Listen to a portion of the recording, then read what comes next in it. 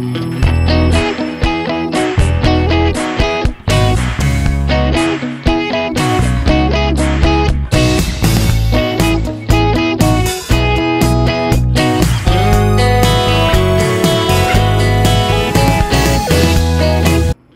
ব্লগে আপনাদের সবাইকে স্বাগত রইল।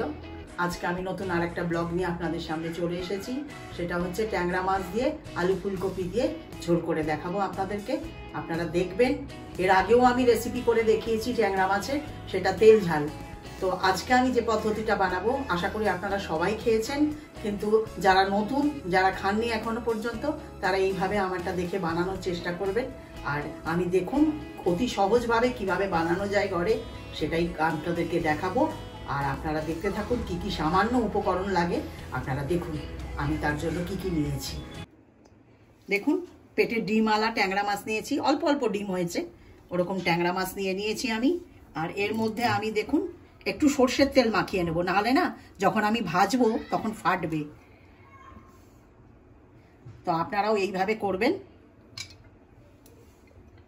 আর এর মধ্যে আমি দেব 1 টিস্পুন নুন দেব।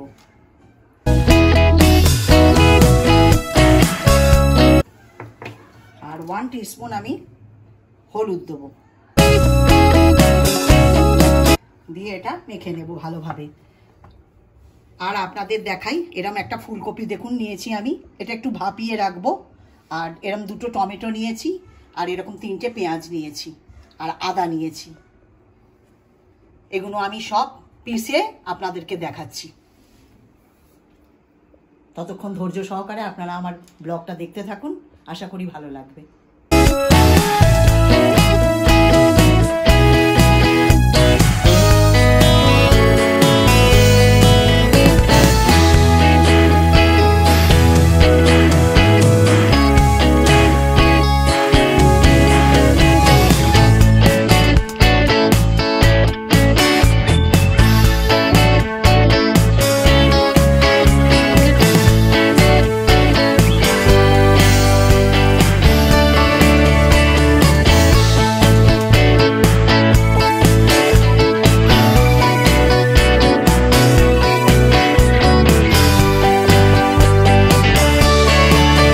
এখন দেখুন আমি সব রেডি করে নিয়েছি, মশলাও করে নিয়েছি। পেঁয়াজ আদা বাটা এটা আছে, আর এটা হচ্ছে 2টো যে টমেটো দেখালাম ওইটা পেস্ট করে নিয়েছি। আর ফুলকপিটাকে একটু ভাপিয়ে নিয়েছি, দেখুন টাইটই আছে, মানে হালকা 5 মিনিটের জন্য আমি ভাপিয়ে নিয়েছি।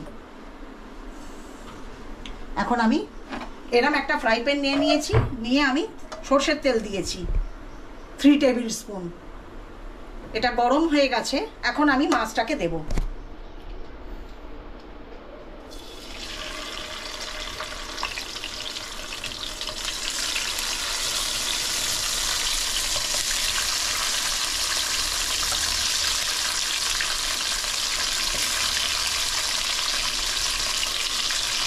মাছের গায়ে তেলটা মাখিয়ে নেবেন আপনারা, আমি যেভাবে মাখিয়েছি দেখুন, নাহলে এই মাছটা নাহলে খুব ফাটবে।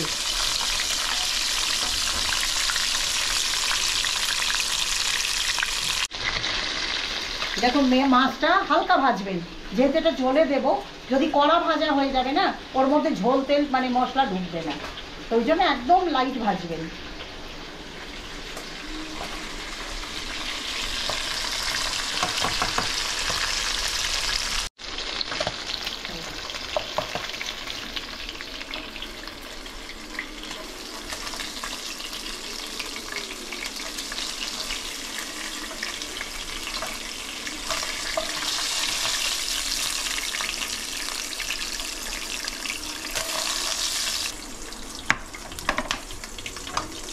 এখন দেখুন আমি আর তেল দেব না, আমি ওই 3 টেবিল স্পুন তেলের মধ্যেই দেখুন এখন আমি একটা শুকনো লঙ্কা আর 2টো তেজপাতা আর কালো জিরে দিচ্ছি দেখুন, আর দেব একটু হিং,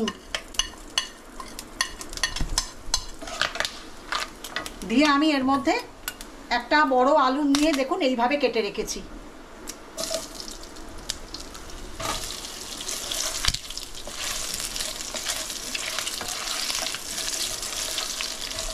আর এরই সঙ্গে দেখিয়ে দিই আপনাদের, আমি এই ফুলকপিটাকেও দিয়ে দেব।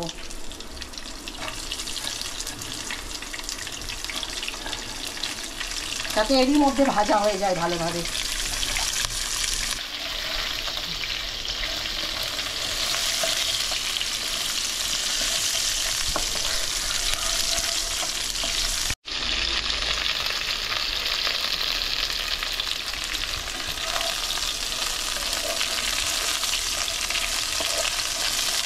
একটু ভালোভাবে দেখুন ভেজে দিলে একটা ফুলকপির মধ্যে কিরকম একটা গন্ধ থাকে না, বর্ষাকালে দেখবেন ওইটা কেটে যাবে।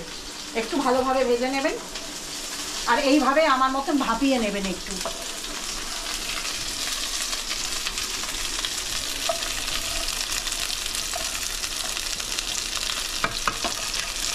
এইটা ভাজতে ভাজতে আপনাদের দেখিয়ে দিই।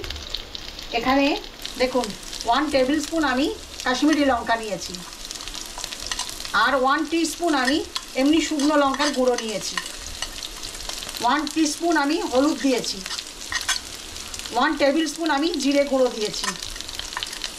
এই মশলাগুলো আমি ঘরেই করেছি, রোস্টেড জিরে গুঁড়ো। আর এর মধ্যে 1 টিস্পুন আমি নুন দিচ্ছি। এখন আমি এর মধ্যে একই সঙ্গে 3টে পেঁয়াজ মিডিয়াম সাইজের আপনাদের দেখিয়েছিলাম, ওটা বেটে নিয়েছি, আর আদা বাটা।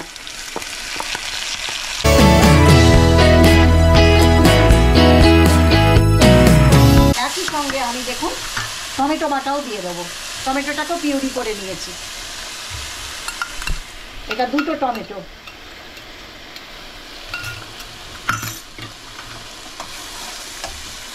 দিয়ে একসঙ্গে মশলাগুলো খুব ভালোভাবে কষবো আগে।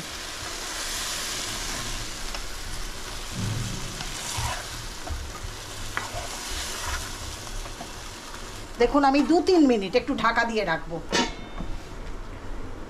দেখুন ওর গা থেকে তেল ছেড়ে আসছে।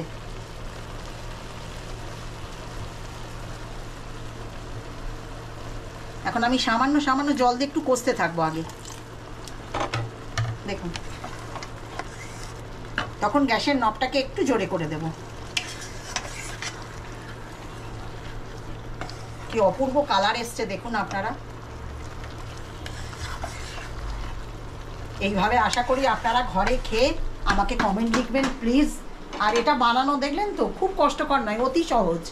এইভাবে আপনারা বানাবেন আর আমাকে কমেন্ট লিখবেন। আর যারা এখনও সাবস্ক্রাইব করেননি অবশ্যই করবেন, আপনাদের সহযোগিতা আমার কাম্য। দেখুন আপনারা এইভাবে সহযোগিতা করুন, পাশে থাকুন, আর এইভাবে আমার ব্লগ দেখতে থাকুন। আর আপনারা কমেন্টে লিখবেন কি কি ব্লগ দেখতে চান, আমি নিশ্চয়ই চেষ্টা করব আপনাদের কাছে নিয়ে আসার জন্য।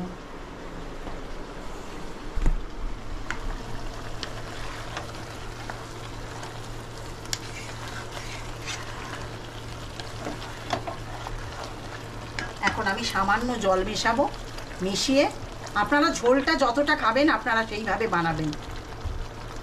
দেখুন আমি এতটা পরিমাণ জল দিলাম।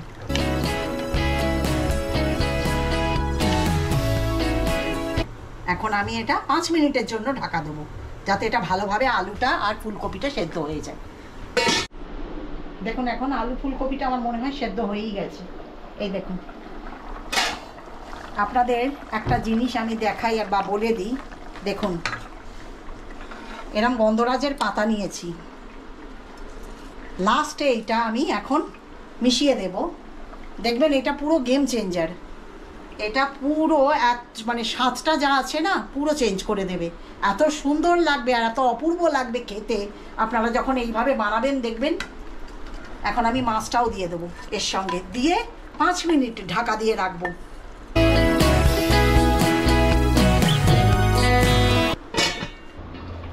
দেখুন হয়ে গেছে কমপ্লিট। এখন আমি এই নবটা গ্যাসের বন্ধ করে তারপর ধনে পাতাগুলো মিশিয়ে দিচ্ছি। আপনারা প্লিজ এইভাবে করে খাবেন, আমাকে কমেন্ট লিখবেন। দেখলেন তো অতি সহজে হয়ে যায়। আর এইভাবে ট্যাংরা মাছের ঝোল আলু দিয়ে ফুলকপি দিয়ে অতি সুস্বাদু। এইভাবে প্লিজ বানাবেন আপনারা।